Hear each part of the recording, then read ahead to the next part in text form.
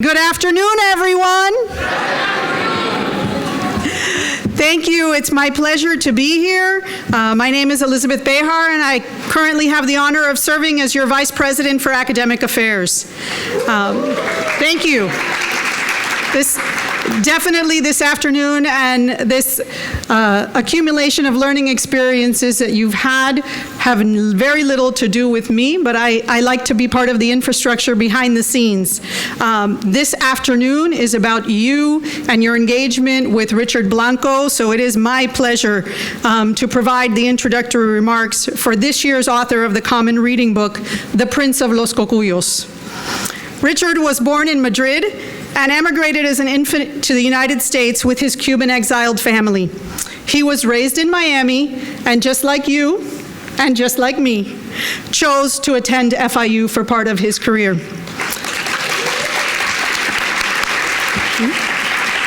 He earned 2 degrees, so he technically beat me at FIU. I'm just a 1 degreer. He earned 2 degrees here, Bachelor of Science in Civil Engineering and a Master of Fine Arts in Creative Writing. An accomplished author, engineer, and educator, Richard has received several honorary doctorates, written 4 prize-winning books, and received numerous poetry awards. Following in the footsteps, and dare I say, paving the way for future footsteps of great writers such as Robert Frost, Maya Angelou, and perhaps some of you in the audience, Mr. Blanco was selected as the 5th inaugural poet of the United States, becoming the youngest, first Latino, first immigrant, first gay writer to hold this honor. This year, the Academy of American Poets named Richard its first education ambassador, and just recently in August, he was invited to read a poem he wrote for the reopening of the U.S. Embassy in some of our native Cuba. Through the power of his words and his presence, Mr. Blanco taps into our unspoken dreams, hopes, fears, and frustrations. He captures the human spirit and condition in all of its complexities, opening up our minds and encouraging us to see beyond our differences, to share in the universal experience of our collective humanity. Please join me in welcoming our very own Richard Blanco.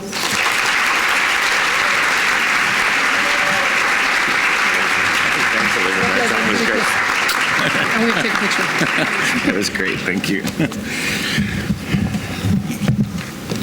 Backwards. Good morning, everyone. How's everybody doing? Good? In between classes and all that? My mom still lives in my childhood home in Westchester, which is just about 1.5 miles away from here. So I used to be able to go home and take naps between classes. I was like, well, I never went away to school. But anyway, welcome everybody. It is great to be here. It's kind of a homecoming for me in many ways, in many layers. One, of course, is Miami, but then even further, FIU. I've roamed these halls. I can tell you which classes I took back when there was only 5 buildings. I don't want to sound like an old fogey, but just when it was a very special experience, and I imagine you're all having a very wonderful and even more amazing experience than I did at FIU in terms of how wonderful and how huge and sort of diverse this school has become, this university. So thank you for welcoming me.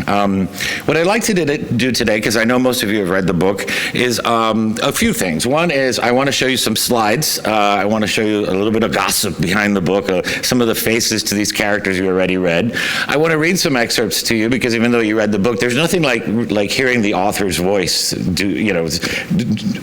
put that together for you in a way that, it's not the same when you're reading it quietly in your mind, but just sort of all that to add some more dimension or depth or understanding perhaps to some of the characters. And also to read a few poems to sort of inform also some of the concerns and some of the inspiration and some of the background story of the poems. They say that every writer is in some ways writing one story all their life.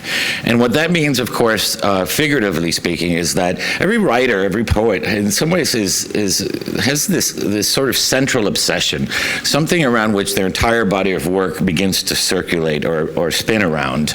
And every poem or every story or every novel is in a way some attempt to dimension some part of that obsession, to ask questions of that obsession, to answer some of those questions, to ask new questions. And it's important for you to understand as you read not just my book, but whenever you're engaged with a piece of literature, to think about what are the concerns that are obsessing this voice, this author, the work as a whole, as a body of whole.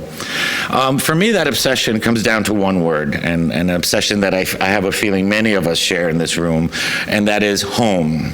And all that big word calls into mind: community, family, place, belonging, even sexuality, all those dimensions of home that go into letting us become, right? In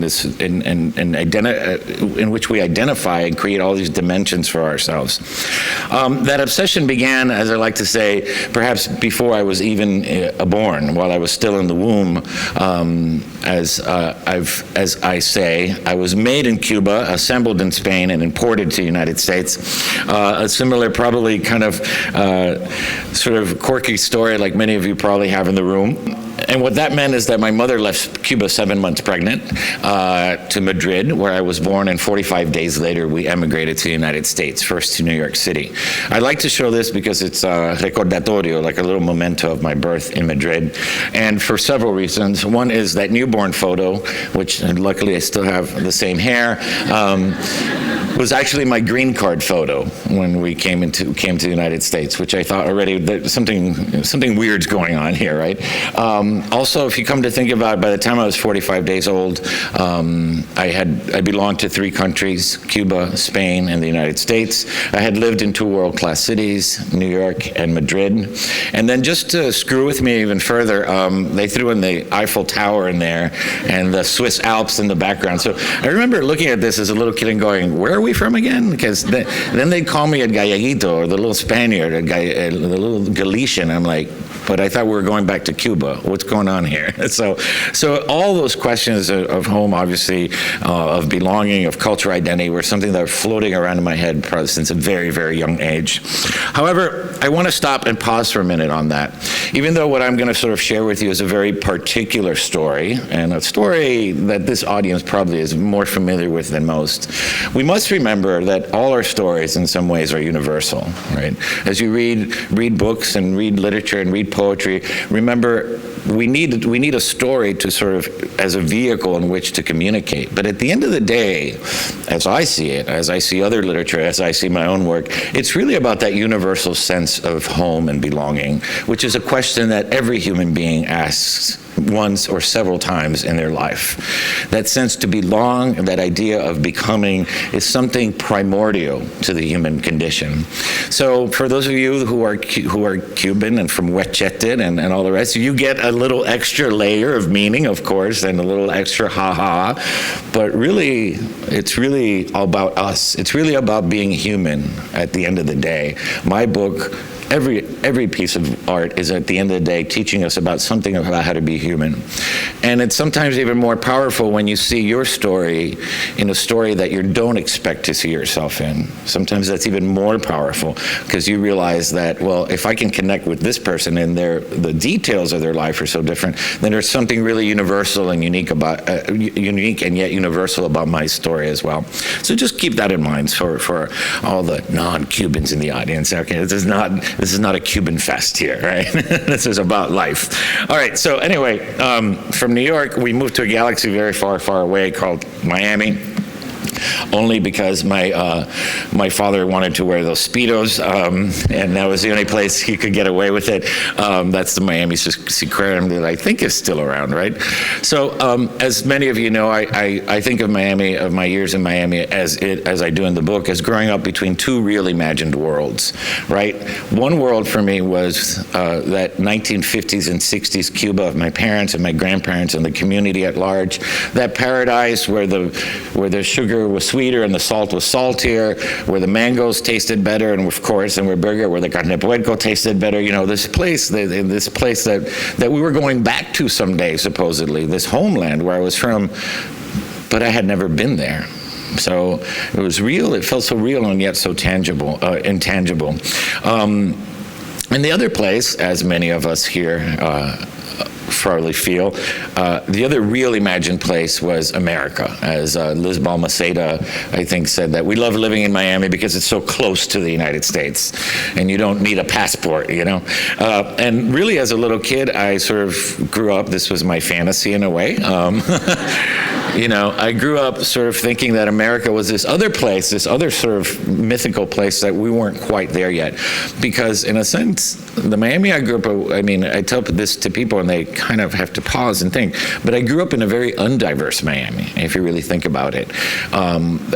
It was all Cuban. I mean, there wasn't even sort of Colombia, Venezuela. It was really predominantly Cuban. So everybody was like me. So in a way, it felt like that I wanted to see some other space where this real America was. And that's how I contextualized it a lot through, obviously, television. And you see this throughout the book, right? The other sort of way I contextualized America was, I wanted to share, this is the Brady family night and the Blanco night. That's probably Thanksgiving or Thanksgiving, you know, just a lot of spandex and dancing. Most of those can't dance too much anymore, so, but just as a contrast. So the other way I contextualized that mythic America that I wanted to reach, and I think you see that in the book, right? And I'll talk about that a little bit later, but at the beginning, and I don't know if this happens to all of you in some way, but the culture that you're given in some ways, you sort of repel or rebel against it a little bit, right? Not because you're not proud of being Cuban or whatnot, but it's because it's your parents. You know, and at 14, who wants to be like their parents? You know, like, it's sort of just human nature to sort of initially reject or question that, that salsa's so tacky, and then 10 years later, I'm like salsa king, right? But so this is the first phase, which is that reaching for that mythic America. So the other one is Winn-Dixie, food, right? Food is such a cultural signifier.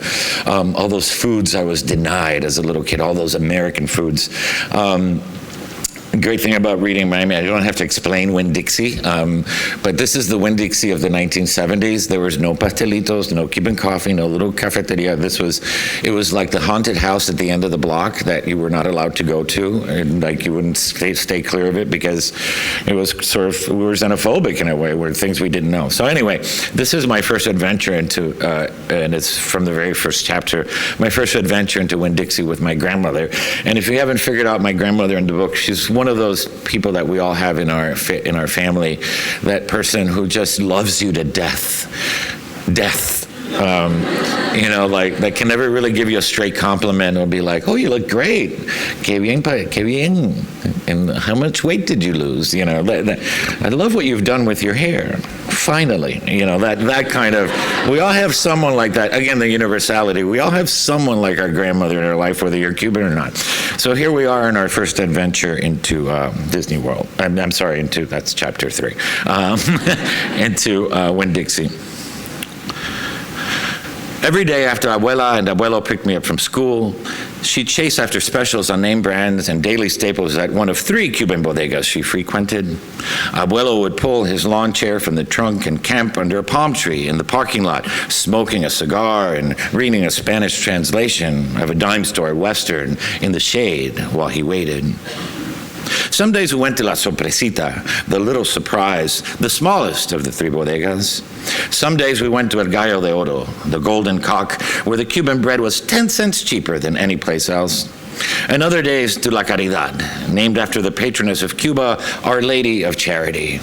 The neon virgin with flashing halo above the canopy, so lifelike that Abuela would insist I make the sign of the cross before going inside. Every single week, I'd beg Abuela to go to the Winn-Dixie instead, but she refused to set foot in the place. There's none of our food in El Winn-Dixie. Only los Americanos shop there, Abuela sneered. It's too expensive anyway, she'd complain, dismissing my pleas.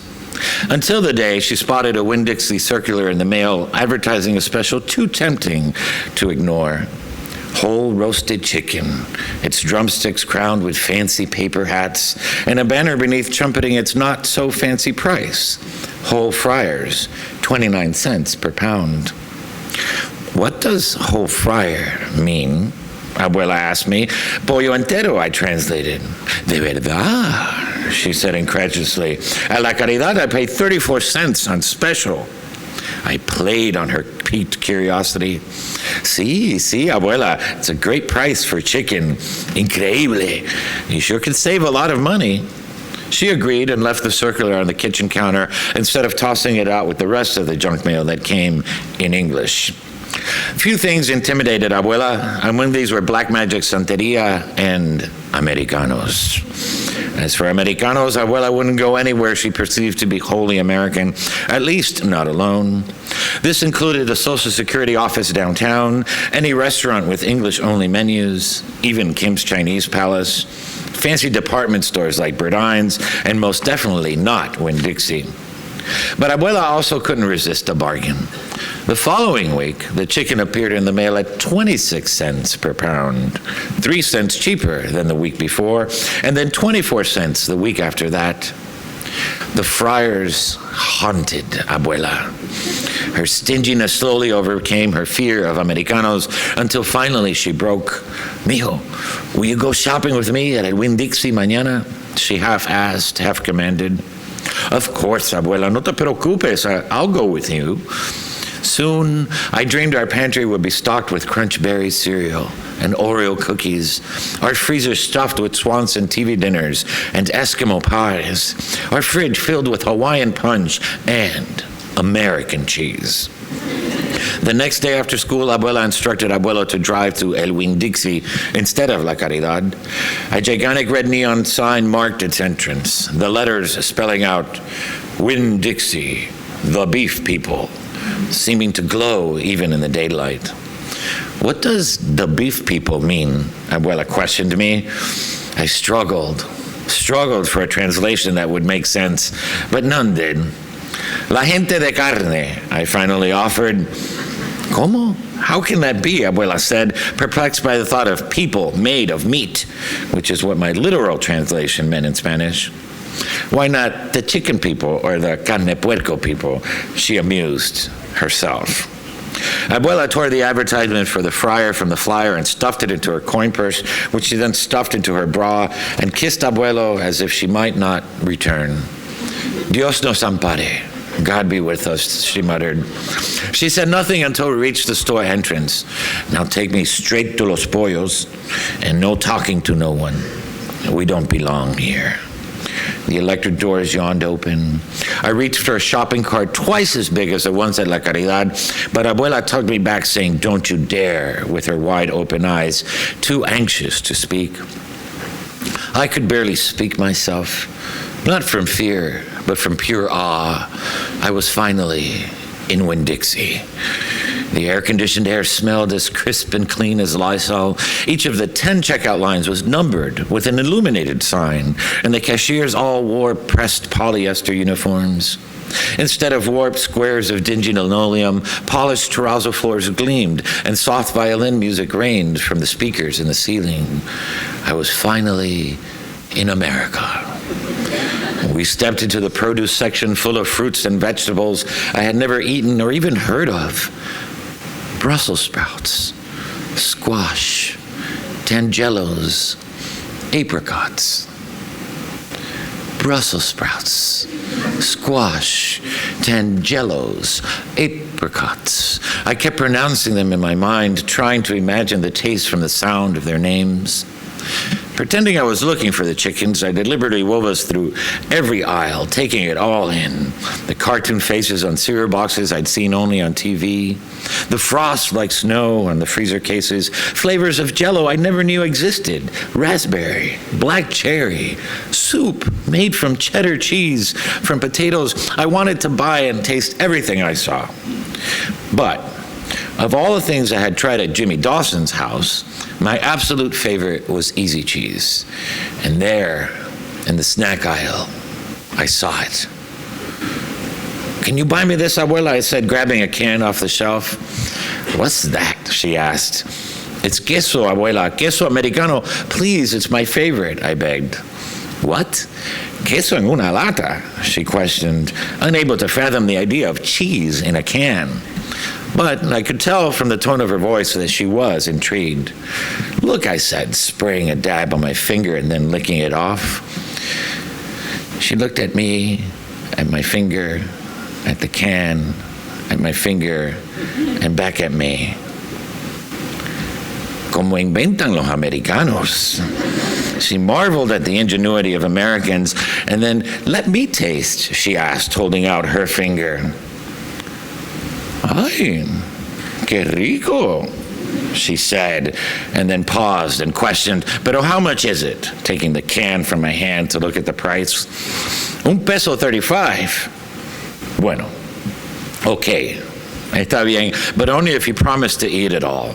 I don't want to be wasting food.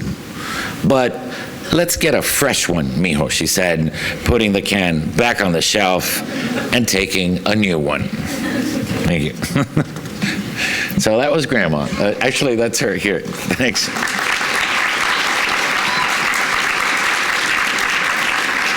I forgot to mention that's her with her wonderful sunglasses there, but also notice her pocketbook very close to her body and how I'm looking away from her in sheer terror. So, so I wanted to take you through some of the slides and photos of some of the other characters in the book. One, of course, is my mother, and these are 3 versions of my mother. On this side, you'll see, for those of you, I imagine most of you have read the book, what's that in her hand? What's that across her shoulder? The por si las moscas bag, right?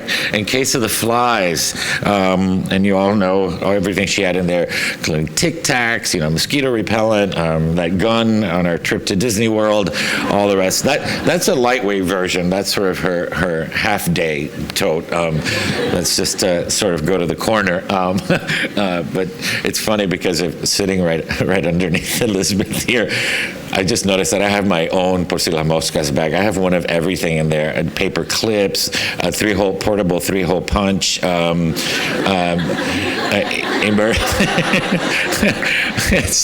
my partner pointed that out yesterday. I was like, that moment when you become your parents, you're like, yep, that was one of them. Anyway, this is one of my favorite pictures of my mother in Cuba, probably the favorite picture, in the sense of sort of just,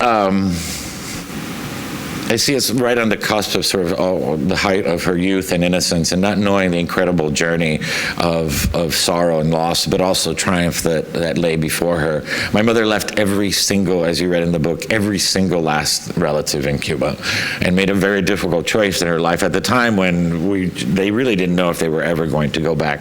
And this is my mother at the inauguration with me, to sort of to flash forward, almost 50 years later, 40, 50 years later, to think that would happen to us and our family is a really wonderful feeling. In any case, what's interesting about my mother is that is not necessarily in the book. In the poetry, my mother's a much more martyr-like, revered figure. I approach her differently. In the memoirs, she's more of a control freak, right? She's kind of like the warden of the house, and she's got everything. And I realized, it surprised me, but I realized that part of her response, part of the way she acted in a way, was a response to all that loss. She just couldn't lose one more thing in her life, and she tried to make sure that everything was taken care of, so that no unexpected surprises anymore. It was a way of her trying to have some grounding and stability in her life, is by controlling the little things that she could. But of course, inside, her heart is broken, right, with everything that's happened and everything that's running through her head about her family in Cuba. So I'd like to just share a poem with you, a short poem that shows you the other side of my mother, and my mother in the poetry, and what's going on emotionally with her. Mother picking produce. She scratches the oranges, then smells the peel, presses an avocado just enough to judge its ripeness, polishes the Macintoshes, searching for bruises. She selects with hands that have thickened, fingers that have swollen with history around the white gold of a wedding ring she now wears as a widow. Unlike the archived photos of young, slender digits captive around black and white orange blossoms, her spotted hands now reach into all the colors. I see all the folklore of her childhood, the fields, the fruit she picked from the very tree, the wiry roots she pulled out of the very ground, and now among collapsed boxes of yucca, through crumbling pyramids of golden mangoes, she moves with the same instinct and skill. This is how she survives death and her son. On these humble duties that will never change, on those habits of living which keep a life alive. She holds up red grapes to ask me what I think, and what I think is this: a new poem about her. The grapes look like dusty rubies in her hands. But what I say is this: they look sweet, Mama. Very sweet. Thank you.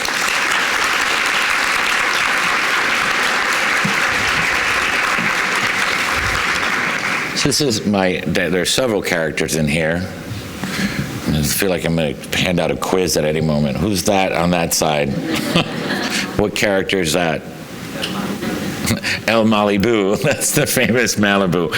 It's so sad that the pictures are all so faded, but that glittery copper Malibu. So, of course, he's like a member of the family. We take pictures with the car. And TVs, right? Like you take a picture next to the TV. And that's my dad in the Malibu, sort of obsessed with it. And that's my father also in the middle with another character that's sort of, I'm not sure, it's been over 3 years since I wrote the memoir, but I'm not sure if the infamous plastic covered sofa made it into the memoir. And as I explained to people up in Maine, it's one thing to have a plastic covered sofa in Maine. It's another one to have one in Florida in July, so that where your skin stays on the sofa. Not exactly the best nap. But anyway, this is my dad. And as you notice, what do you notice about my dad in the memoir? It's kind of, it's not really there, right? And in a sense, that is a comment. My dad was, like many, perhaps, men of his generation, a man who was perhaps a little emotionally handicapped and wasn't able to express emotion. He was also raised by my grandmother, so God knows what she did to him. But also it was obviously his journey too. He was a little spent. I mean, imagine that journey of, he was a naval guy in Cuba and then became a butcher, landed here in Miami, had to be a butcher for a while. So I think that also sort of set him into sort of a very silent space. And so that's the reason why you don't see a lot of him, because honestly there wasn't a whole lot to grab onto. And the car was one of his great fascinations, right? Because it's his only symbol of the great American dream. It's the one thing that he can sort of connect with and feel sort of really positive about. Not that he was a bad guy, but he's just a quiet guy. And so this little poem here is sort of a portrait of his silence and how I've seen him in my poetry.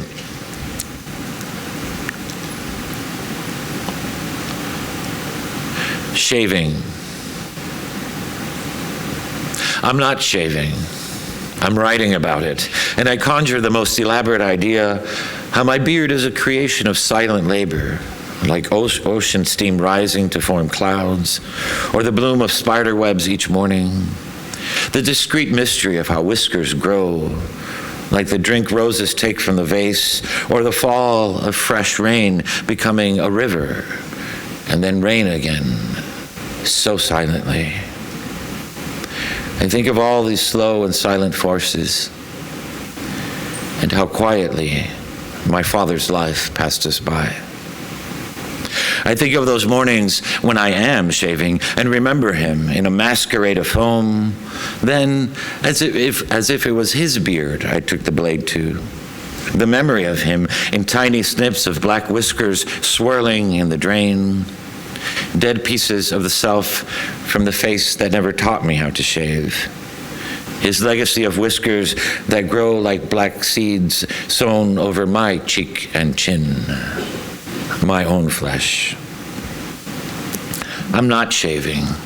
But I will tell you about the mornings with a full beard and the blade in my hand, when my eyes don't recognize themselves in a mirror echoed with 100 faces I have washed and shaved.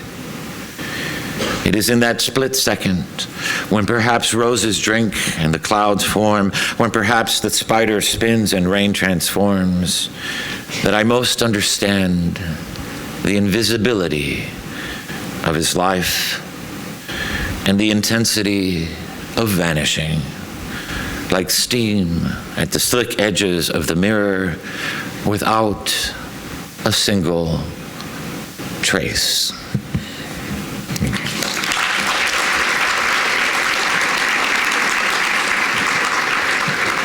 So that's Kako, and of course, I think our age difference is statistically the worst age difference to have two boys ever. The bickering back and forth and whatnot.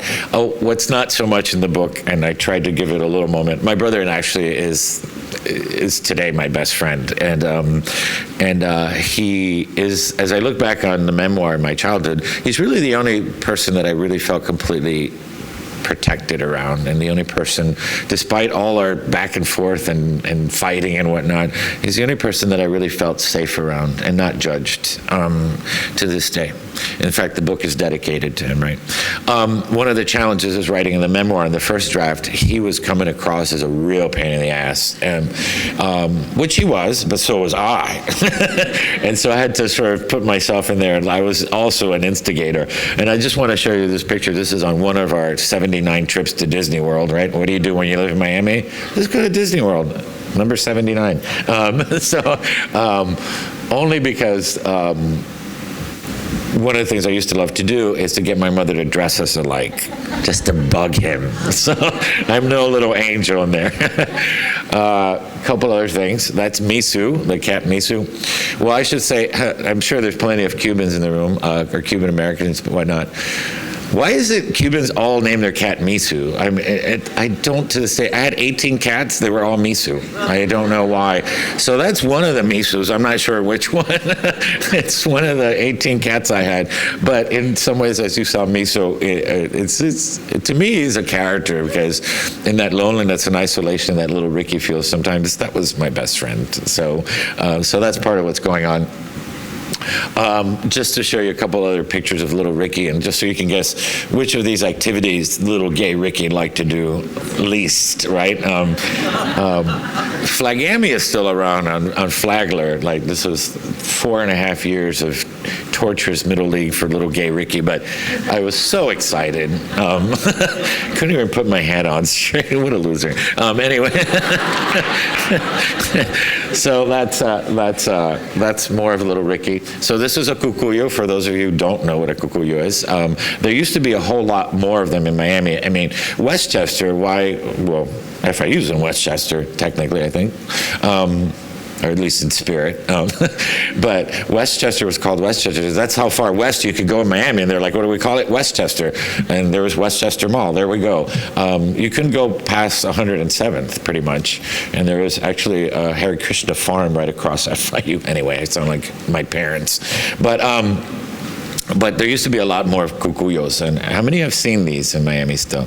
Oh, good. So they're not extinct. But, you know, same magic of fireflies. They're really a beetle, whatnot. But as you know, more importantly, it's the name of my granduncle's store.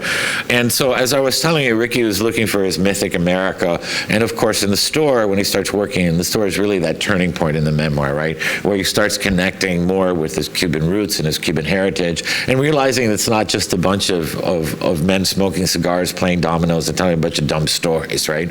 And it's that journey. So he's coming of age, but he's also coming a sort of a cultural coming of age story, which is probably what many of you are going through in some ways now. Sort of re-identifying with, wait, maybe my parents weren't that tacky. Maybe there's something to these stories they were telling me. And of course, that happens a lot in the store and around the employees, the family members that work there, the customers, all the regulars that come in. And that's where the idea of titling the book came in. Also the sense of village, the idea that it takes a village to raise a child, right? And so the idea of the prince of the village of Los Cucuyos. of the prince that's raised by all these people. And if you notice, each chapter is sort of centered around one particular person that's important, of significance in my life, and those life lessons. So anyway, just wanted to share that with you. I think we should probably, I'll read you a little excerpt of how I got to work in the store in the first place, and of which you probably read already. But of course, you guessed it, it had to do with my grandmother again. This part of the memoir, I really wish I was lying. You know, I really wish I would get caught lying about on Oprah's book club about this section. Unfortunately, it's completely true. When I was younger, I was a finicky eater. You look like un gargajo, a piece of phlegm, skinny, frail, like a woman. Los hombres need to eat a lot, Abuela insisted, and began fattening me up with a concoction of sweetened condensed milk mixed with Coca-Cola, all the easy cheese I wanted, double portions of rice and frijoles negros, and mandatory desserts. But now that I was 20 pounds overweight, she was mortified. Bad enough being a sissy, but a fat sissy? Que va. You have to lose all that gordura. And so began her campaign to slim me down. She made me ride bike 10 times around the block every day after school and roller skate twice a week for an hour up and down the walkway wrapped in garbage bags so I could sweat the fat out. She even agreed to my request for a pogo stick, just like the one my cousin Marlene had, after I convinced her that pogoing would be good exercise, although she immediately cut the plastic tassels from the handlebars. After weeks of watching Abuela torment me, Mama spoke up, albeit with caution. Bueno, he's not that fat, she told Abuela. He's more like como husky, she said, mispronouncing the English word she had learned from the husky section of the boys' department at Kmart, where she brought all my husky clothes. I was looking forward to the summer, running errands all day with my parents and with my grandparents in their baby blue Comet that smelled like oranges, playing Aquaman at the Ophelia swimming pool, watching The Price is Right and reruns of I Love Lucy all afternoon, sitting on the couch in my underwear, munching on cheese puffs. But all that changed a week before school let out. What Ricky needs is a trabajo, a good work. That will make him un hombre. He's old enough. It's time, Abuela announced, speaking about me to my parents in third person as if I weren't sitting right across from her. Además, she continued, working, he will lose all that weight so that his pee-pee will grow. You know, if he doesn't lose all that fat before he turns 13, his pee-pee will shrivel up, become nada. I gulped. My pee-pee shriveled right then and there. Except for Kako choking on his food as he tried to stifle his laughter, complete silence followed Abuela's announcement. She shoved another mound of black beans and rice onto her fork with her pudgy thumb, stuffed it into her mouth, and continued talking. Remember what happened to Juan El Bobo back in Cuba? I warned his mother, but she didn't listen to me. Then it was too late. He had to have an operation, and they still couldn't pull it out. There was always some character Abuela knew in some town in Cuba who served as a perfect example of some good or bad fortune.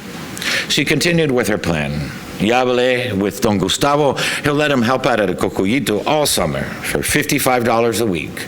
Then delivered her ultimatum. He goes to work, or si no, he goes back to baseball at Flagami. No. Anything but baseball, I thought, flashing back to those dreadful 98-degree afternoons in left field, shooing away gnats, terrified of fire ants, the fly balls I could never catch, and the booze every time I struck out at bat. I hated baseball. And Abuela knew it. She knew I wouldn't object to working at a Cucuyito, given the alternative. Once again, my parents didn't protest. Bueno, we'll see, was all Mama could say to her. Maybe. Vamos a ver, Papa said.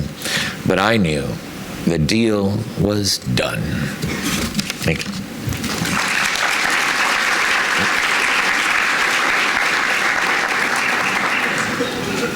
So to give you a sense of the store, these are some of the sights and textures and smells and sounds of whatnot. That's Don Gustavo, who always wore the Archie Bunker sort of gray pants. I think he wore those for 89 years. As you know from the book, he and my grandmother are like in cahoots, and he's like the patriarchal, domineering person in the family, and my grandmother the other side. They rule with iron fists, the both of them. But of course, ladies, you know who's really running the store. Oops.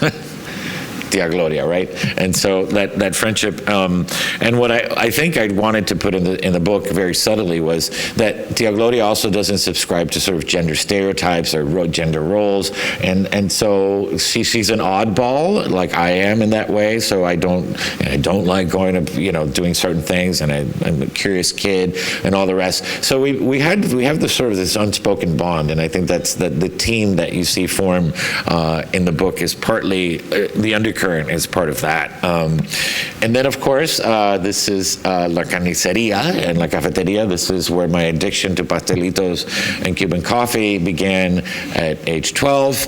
I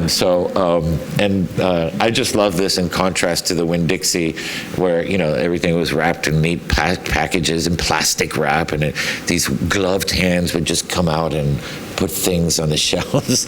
And here in in the store, they just sort of like hold a slab of meat and let you smell it and go, "You like this one?" Yeah. So I just, that was, as a kid, that was like, again, these two worlds of trying to negotiate what that all meant. Let's see what else we got. And of course, the quinces that I get wrapped into. And of course, that in the book, there's not only a coming-of-age story, there's not only a cultural coming-of-age story, but also, it's not a coming-out story, but it's sort of a coming of sexual awareness story, right? The sense that Ricky sort of starts to realize he likes the dress more than what's in the dress, and sort of starts negotiating and bargaining, and it begins the process of denial, right, of not being able to go there. It was one of the hardest things to write about the book, is how to talk about something that Ricky can't have, that will not admit or even have that conversation in his head, right? And it's one of the big challenges of writing. So anyway, that's the quinces, and this is the cashier, and I just love that photo. She's about to make love to that avocado, and just for all of you who are from the West Coast, perhaps, that's what a real avocado looks like, okay? Not those teeny things, like, please. So the other thing that was important for me, and I hope it came through in the book, was not just those characters, but the city as a character.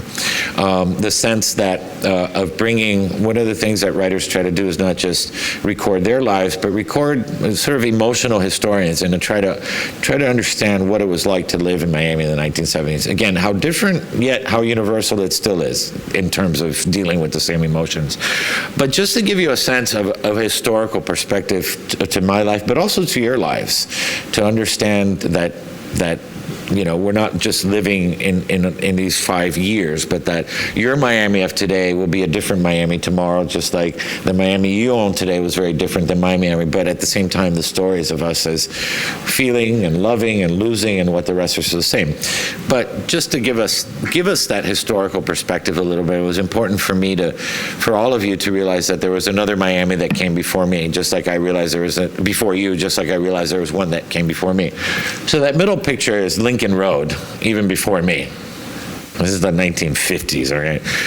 Lincoln Road, when it was a big deal. There was a Saks Fifth Avenue on Lincoln Road before it turned into, when I grew up, which was a sort of deserted place, and then the renaissance of that.